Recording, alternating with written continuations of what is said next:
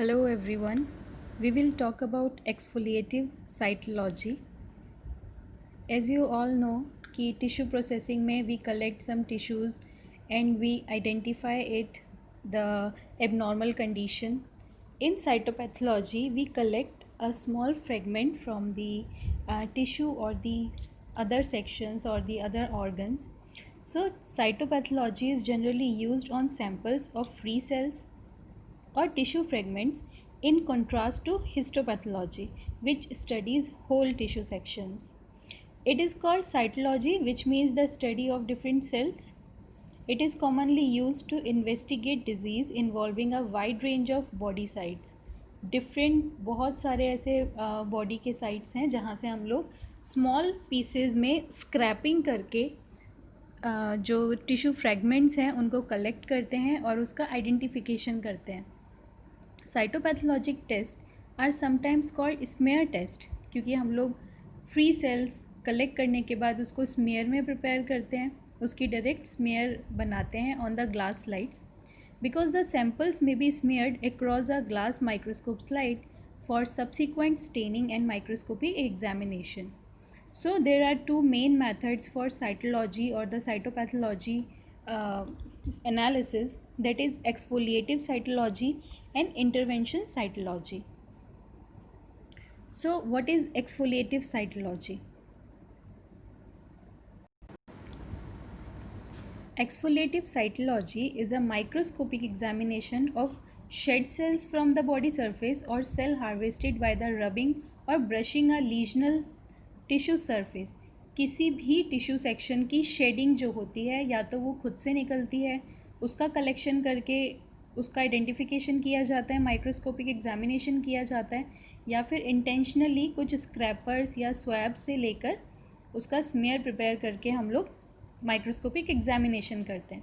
It was first introduced by doctor George Papanicolaou in 1941. इसी के नाम पे बहुत सारे स्टेन्स का फॉर्मेशन हुआ था, that is Papanicolaou stain also, that is also called as pap staining. It is a simple pain free non invasive and rapid technique.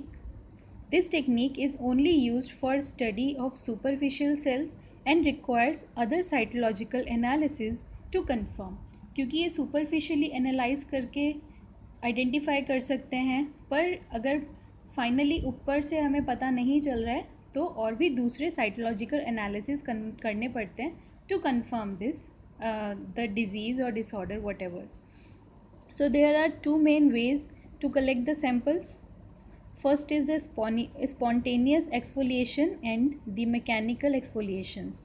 In spontaneous exfoliations, cells are collected after they have been either spontaneously shed by the body या तो वो खुद से गिर जाते हैं. Example, when cells of the pleural cavity or peritoneal cavity are shed into the pleural or the peritoneal fluid, जब ये peritoneal fluid में आ जाते हैं उससे उसका कलेक्शन करके किया जाता है, इंटेंशनली नहीं निकालते हैं. Then mechanical exfoliations. इस केस में cells are collected manually, scraped और brushed off a surface of the body. Okay, इस कंडीशन में जो हम पैप स्टेनिंग, पैप स्मेयर बनाते हैं वो आता है where cells are scrapped from the cervix with a cervical spatula. This is very common to identify the cancer investigations, etc. Let's talk about the different classification of smear. In the class first smear, it is used some normal cells are observed. In class 2, atypical indicates presence of minor atypia but no evidence of any malignant changes. Third class shows intermediate in between cytology that separates cancer from the non-cancerous diagnosis.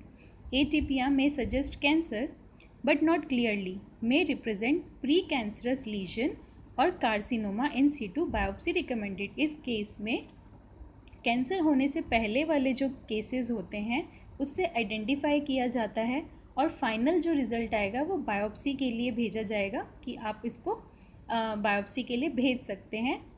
In are examination हमें लगता है कि इसमें cancer के chances हो सकते हैं.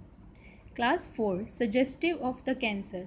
Few cells will malignant character और many cells with borderline characters biopsy mandatory। और इस कंडीशन में बहुत हद तक कैंसर सजेशन दे दिया जाता है और मैंडेटरी रखा जाता है बायोप्सी का investigation. And lastly the class 5th shows the positive for the cancer cells, those are obviously malignant, biopsy is very mandatory. So these are the classification of different smears we prepare। Her classification her class के smear preparation के लिए different swabs की ज़रूरत होती है, scrapers की भी ज़रूरत होती है।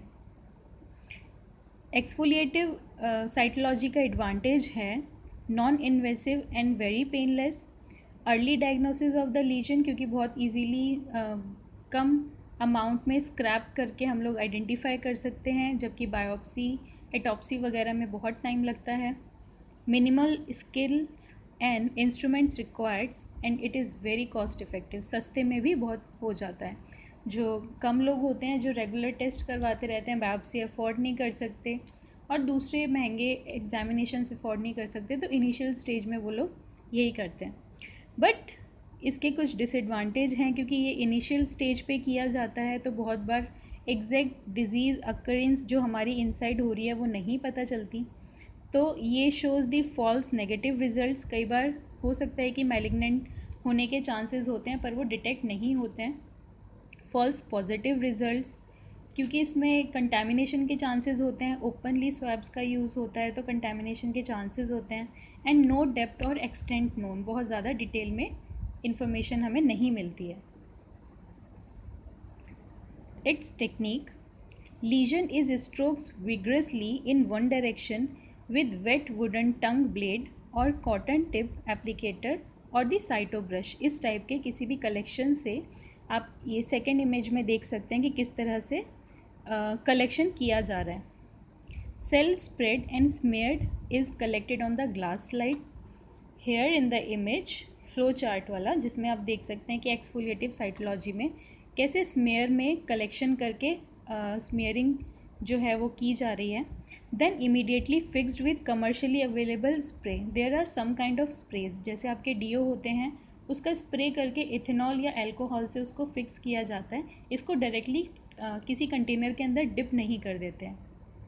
After drawing, slide is packed and sent to the oral pathology lab. Then it's stained by pepaniculous stain and studied under the microscope.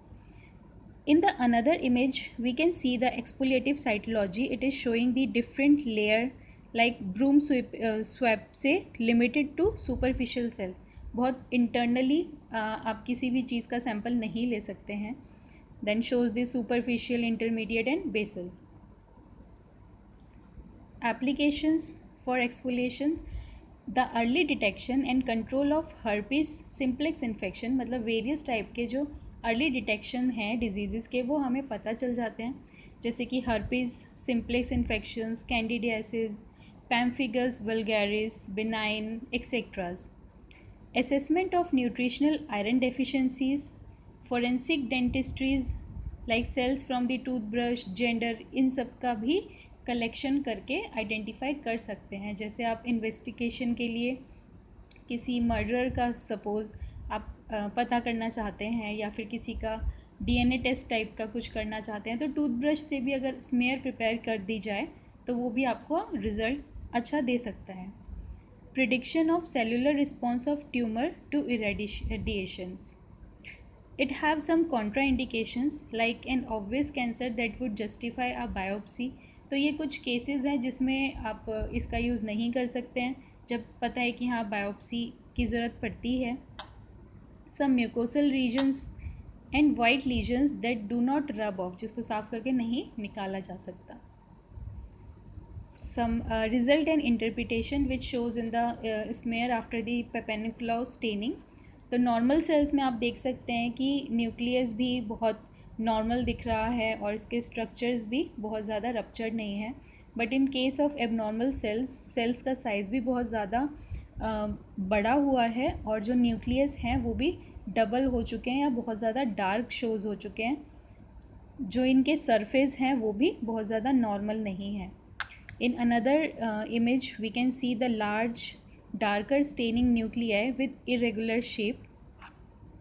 In here, यहाँ पे ये zoom करके भी दिखाया हुआ है, और दूसरे में भी आप देख सकते हैं कि normal sales with smaller and regular nuclei.